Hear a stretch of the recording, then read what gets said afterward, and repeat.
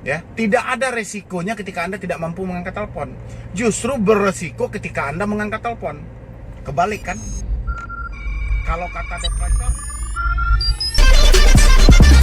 Assalamualaikum wabarakatuh. Selamat sore ya kepada teman-teman semuanya, khususnya yang selalu menantikan video terbaru atau updatean terbaru dari channel Sosial. 12 April ya, baru tadi malam kita live. Mungkin kita sudah cukup membahas di beberapa pembahasan, mungkin tentang relaksasi kita bahas juga, tentang kelonggaran hutang, penangguhan hutang, sampai kita bahas juga di beberapa aplikasi pinjol yang masih menagih gitu. Tapi masih banyak teman-teman di sini itu yang masih ketakutan, kecemasan, padahal di tengah darurat yang seperti ini, ya. Dan di sini saya mau menerangkan dan memberikan sedikit motivasi. Semoga aja apa yang saya bicarakan saat ini atau saya berikan solusi saat ini buat Anda semuanya itu minimal bisa membantu Anda-Anda yang masih kepanikan sampai detik ini, ya. Tapi sebelum saya lanjutkan untuk pembahasan ini, bagi teman-teman yang belum support channel ini, silahkan disupport dulu. Silahkan di like, di share, biar teman-teman semuanya atau yang lainnya yang tidak mengetahui channel ini bisa mengetahui, dan mereka juga sama-sama mendapatkan solusi minimal untuk ketenangan hati dan pikiran. Support channel ini dan sudah selalu mengikuti atau pokoknya kayak mana channel ini bisa berkembang, itu semua berkat teman-teman semuanya yang selalu mensupport dan mungkin merasa terbantu dengan kehadiran channel ini. Oke, jadi di sini itu masih banyak yang bertanya ke saya itu, apa sih bang resikonya kalau kita tidak mengangkat telepon dari debt collector?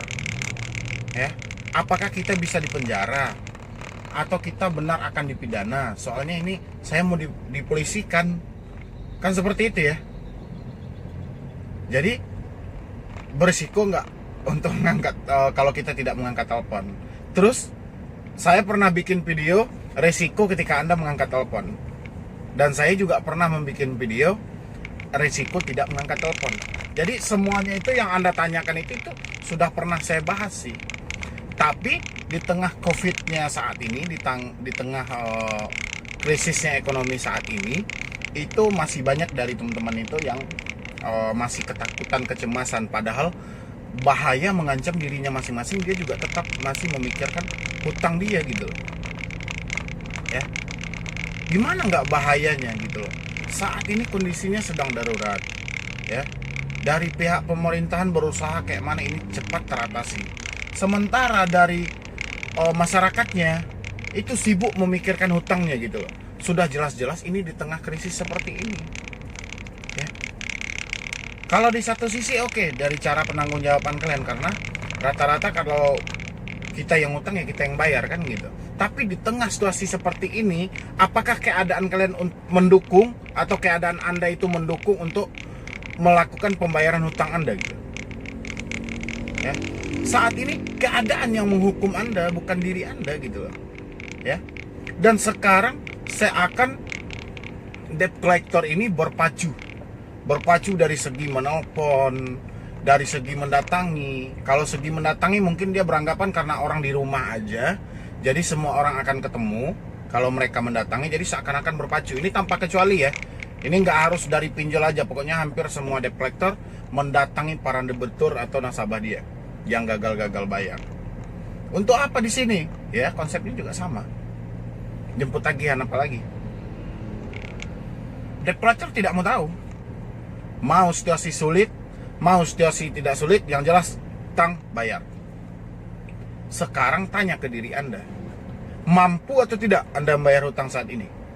Kalau tidak mampu, persetan dengan semua ancaman mereka. Abaikan. Mereka mau arahkan kita kemana, ya udah terserah, ikutin aja. Ya. Sekarang mereka menelpon Anda, contohnya dari pinjol karena tidak ada kekuatan lain, itu dia pasti akan menelpon Anda. Nanti kalau kita tidak mengangkat teleponnya, dia akan melakukan WhatsApp ke kita. Ya. 1 kali 24 jam Anda tidak merespon telepon ini, saya akan laporkan Anda ke pihak berwajib dan pihak berwenang, atau memproses Anda ke pidana atau perdata. Dan semuanya kembali ke diri Anda. Mungkin saya sudah berulang kali menjelaskan, ya. Sudah hampir tidak tahu lagi berapa banyak video yang saya jelaskan tentang kalau Anda tidak akan dipenjara, Anda tidak bisa dilaporkan ke pihak berwajib atas dasar penipuan atau kayak mana, itu tidak bisa. Apalagi di tengah Covid saat ini. Ya. Jadi jangan bentuk yang aneh-aneh dalam pikirannya. Kalau Anda tidak mampu ngangkat teleponnya, ya udah nggak usah diangkat. Yang penting saat ini adalah pikirkan faktor kesehatan Anda, tingkatkan daya tahan tubuh Anda, perbanyak vitamin. Ya. Jangan perbanyak cacian dan makian dari debt collector, makin drop Anda nanti. Nanti krona nggak Anda dapat, stroke yang Anda dapat. Ya. Pokoknya Anda itu tidak diwajibkan mengangkat telepon DC. Kalau DC memang mau, silahkan datang ke alamat yang tertera. Kalau saat ini Anda tidak diizinkan untuk menerima tamu, apalagi berkomunikasi secara langsung dengan orang luar. Ya. Debt collector masih mendesak, Anda usir. Debt collector masih juga mendesak, Anda laporkan ke pihak berwajib. Pihak berwajib tidak bisa terima, alasannya apa? Ini yang kita laporkan, kita tidak bisa berkomunikasi secara langsung dengan orang luar. Tapi dia selalu datang ke rumah kita dan kita menularkan wabah virus ini. Pasti pihak polisi akan membantu Anda. Ya. Makanya Anda itu tidak diwajibkan mengangkat telepon. Ya. Tidak ada resikonya ketika Anda tidak mampu mengangkat telepon. Justru beresiko ketika Anda mengangkat telepon. Kebalik kan? Kalau kata debt collector, pelekan panggilan kami, Anda bisa bermasalah dan beresiko tinggi. Kalau kata saya, jangan Anda angkat telepon DC-nya, justru itu yang akan menjadi resiko bagi Anda. Kenapa? Karena akan naiknya tensi Anda, itu akan terjadi beban pikiran yang terlalu berat untuk tidak mampu dipikul oleh pikiran Anda, sehingga apa? Sehingga mengefek ke diri Anda. Setelah mengefek ke diri Anda, itu bermacam-macam penyakit akan berdatangan kepada Anda. Ya. Makanya yang iya aja dikerjakan gitu loh. Sekarang apa yang diperintahkan oleh pemerintah itu? Jaga suhu tubuh, di rumah aja, jangan berkeliaran. Ya, aktivitas semuanya dibatasi. Dan debt collector memanfaatkan ini, berarti dia tidak ikut dalam pemerintah. Makanya saya bilangin laporin ke polisi. Karena undang-undangnya, orang yang tidak mau diatur itu sudah ada undang-undangnya. OJK telah menegaskan pihak bank, pihak leasing maupun pinjol jangan menggunakan jasa penagih hutang atau debt collector. Presiden juga menjelaskan seperti itu. Pihak bank, leasing jangan mengejar angsuran dengan debt collector. Kapolri harus catat itu. Kurang apa lagi coba? Sekarang yang menyulitkan itu diri Anda sendiri. Karena apa? Karena faktanya Anda tidak mampu berargumentasi dengan DC itu di lapangan. Ya, kalau saya sih persetan, dia mau ngomong apapun juga terserah gitu. Yang penting saat ini bagi saya tidak mampu bayar utang. Yang saya butuhkan saat ini untuk makan, bertahan hidup, beli vitamin untuk keluarga saya, buat anak saya, bukan buat Anda. Anda tidak terima sekarang, Anda mau narik motor saya, mau narik mobil saya, lewatin dulu beberapa prosedur yang harus Anda lalui. Kalau Anda tetap maksa, ini mutlak tindak pidana, sudah dikeluarkan oleh Kapolri. Ya. Kalau ada debt collector yang masih ingin menarik atau merampas kendaraan Anda, itu mutlak pidana. Sekarang apa lagi gitu loh. Makanya saya bilangin sama teman-teman itu semuanya, ya. Sekarang itu tenangkan hati dan pikiran Anda. Karena masalah yang lebih besar ini ada yang mau kita hadapi. Ya. Bukan menghadapi soal hutang piutang Anda. Hutang Anda di suasana kondusif, saat suasana sudah kembali normal lagi, silahkan Anda pikirkan di mana hutang Anda yang tercecer. Tapi saat ini pikirkanlah dulu kebutuhan hidup Anda.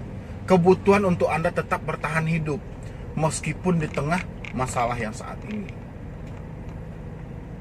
Ya. Makanya untuk teman-teman semua itu coba dipertimbangkan kembali. Ya. Makanya sepakat semuanya, jangan takut, terserah. Mereka mau nyebarkan data, mau mengintimidasi kita, terserah. Gitu. Apalagi pinjol-pinjol itu ya, kan kita tidak tahu DC-nya siapa yang menyebarkan. Tapi kalau dari leasing bank dia juga ikut mencaci maki atau mengintimidasi, Anda rekam. Nanti Anda laporkan karena jelas orangnya kan, DC-nya jelas. Tapi kalau dari pinjol ilegal ya udah, masuk kuping kiri, keluar kuping kanan. masuk kuping kanan, keluar kuping kiri, udah kayak gitu aja. Kalau bisa nggak masuk sama sekali di kuping Anda, udah. Terserah dia mau melakukan apa. Yang penting akhiri semua penderitaan Anda, stop membayar via online. Ya. Dan saat ini bukan stop membayar via online lagi, stop membayar hutang, fokus ke kebutuhan Anda, bertahan untuk hidup. Kecuali memang anggaran dana Anda melebihi. Ya, contohnya Anda ada stok dana sampai 6 bulan ke depan, Anda nggak bekerja sama sekalipun, dana ini masih berlebih, silahkan selesaikan hutang Anda. Tapi kalau memang ekonomi Anda sudah memaksa, jangan. Yang wajib dulu baru yang sunat. Ya, yang wajib saat ini apa? Makan dan minum. Bertahan untuk hidup. Ya. Apakah bayar hutang wajib? Wajib, tapi tidak di suasana yang seperti ini. Nanti mereka mau blacklist kita, terserah. Tahun depan juga kita belum tentukan untuk minjam. Tahun depan juga kita belum tahu leasing ini entah masih ada tangga. Jadi nggak usah Anda pikirkan yang aneh-aneh tentang BI checking lah, ini segala macam. Pokoknya nggak usah yang aneh-aneh. Sekarang yang Anda pikirkan kayak mana Anda bisa bertahan untuk hidup. Itulah poin utama saat ini. Mau debt collector menelpon, mau dia menelpon orang sekitar, mau dia menelpon saudara atau siapa, biarkan. Itu pekerjaan mereka. Sekarang pekerjaan kita apa? Tidak menanggapi sama sekali. Orang sekitar mendesak, terserah. Kalau orang sekitar mau, ada uangnya, bayarkan. Kalau tidak ada uang, yaudah nggak usah ngomong. Karena kita lebih tahu apa yang kita lakukan daripada mereka. Ya. Jadi makanya Anda itu jangan baperan, jangan cepat bawa perasaan gitu loh. Berpikirlah dengan logika yang baik ketika menghadapi yang namanya pinjaman online. Ya. Makanya untuk teman-teman semua itu yang bertanya ke saya, itu tidak usah berpikir lagi mau Anda angkat telepon itu, mau tidak Anda angkat, itu tidak ada konsep pidananya bagi Anda. Ya, justru saya menyarankan jangan angkat telepon DC. Kenapa? Karena itu bikin nambah masalah dan bikin beban pikiran di kepala Anda yang lebih berat lagi. Makanya nggak usah diangkat, abaikan aja.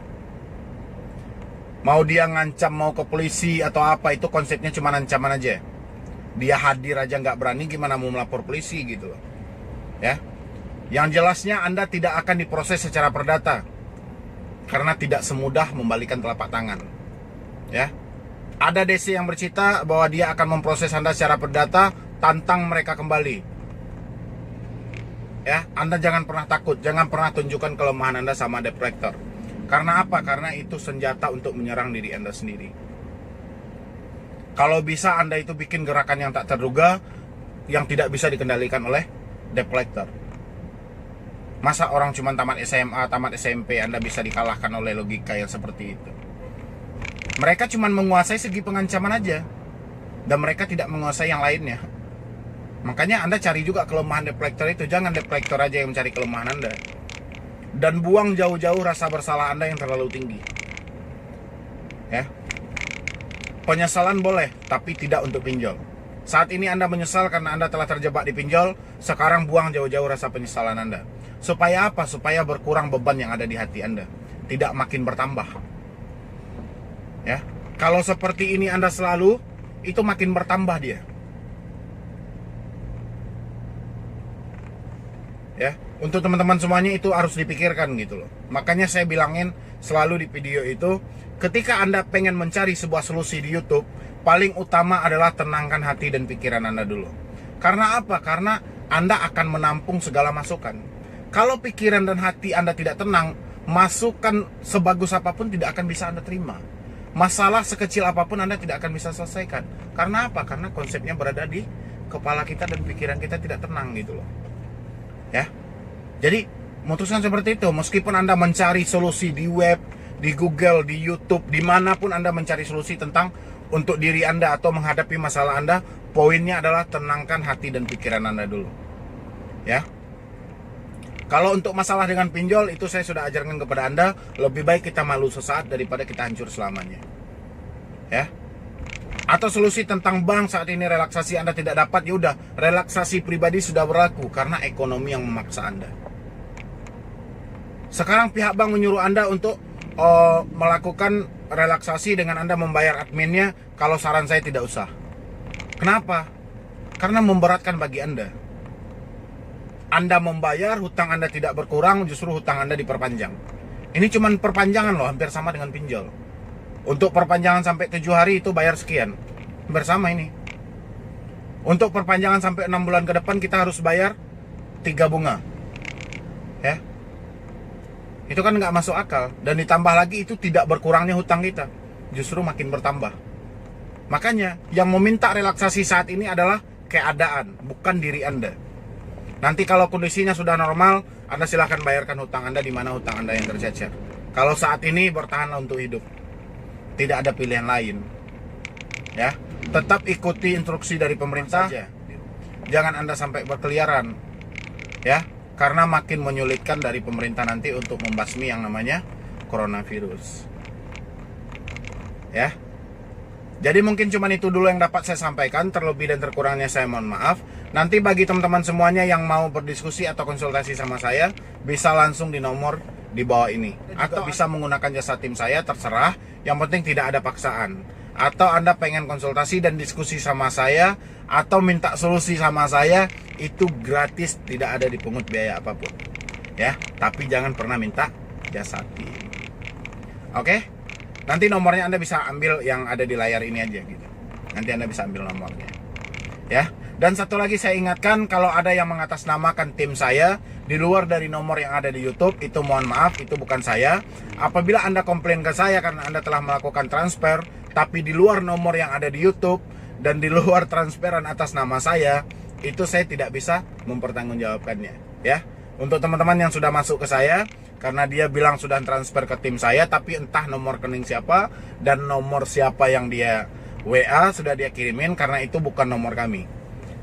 Saya dan tim saya itu cuman ada di satu nomor yang ada di YouTube ini. Ya, kami tidak membuka cabang di nomor lain. Kenapa? Karena kami takut disalahgunakan. Dan setelah kami tidak membuka cabang satu pun juga akan disalahgunakan gitu loh. Ya. Makanya saya bilangin, tolong fokus mendengarkan, simain video ini. Apalagi Anda pengen menggunakan jasa tim, tolong di nomor yang ada di YouTube. Ya, jadi apabila Anda komplain, saya bisa minta buktinya. Anda mengarahkan kemana, nanti saya akan mempertanggungjawabkan semuanya. Ya, tapi kalau di luar nomor yang ada di YouTube, mohon maaf, kami tidak merespon Anda. Itu sudah jebakan bagi diri Anda, dan itu sudah musibah bagi diri Anda. Oke? Dan satu lagi saya ingatkan bahwa tim saya tidak pernah menjanjikan untuk memberikan Anda supaya bisa minjol dengan berbayar. Ada lagi yang masuk, nanti akan diberikan caranya untuk mengambil pinjol supaya sukses nanti dibayar gitu loh. Tapi nomornya entah nomor siapa saya nggak tahu, tapi mengataskan nama solusi utang dan di bawah naungan saya. Saya tidak pernah ada tim untuk memberikan orang solusi untuk meminjol kembali, tidak pernah. Ya. Dan menghapus data juga tidak pernah. Makanya saya bilangin, pokoknya yang Anda WA itu adalah satu-satunya nomor yang ada di YouTube, tidak ada nomor lain. Jadi sekian dulu dari saya, Medi Broni, wassalam.